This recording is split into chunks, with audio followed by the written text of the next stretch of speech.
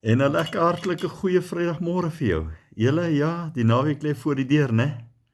En ja, ek vra baie keer, en wat gaan ons die naweek doen? Wat gaan ons die naweek maak? Julle, maak nie saak wat jy die naweek gaan doen nie. Ek wil hê jy moet in die naweek gaan. En hoe jy ook al met ander mense in kontak kom, gaan toon die liefde van die Here.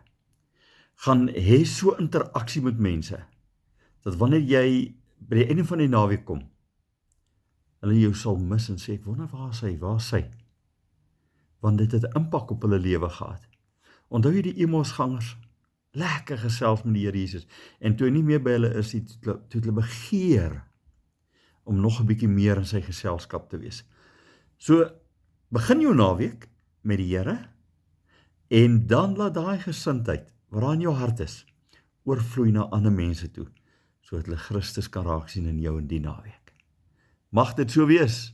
Lekker naweek vir jou. Here, baie dankie vir die naweek. Dankie dat ons kan interaksie met mense hê, en Here, dankie dat ons die gees van Jesus by ander mense kan gaan versprei. Amen.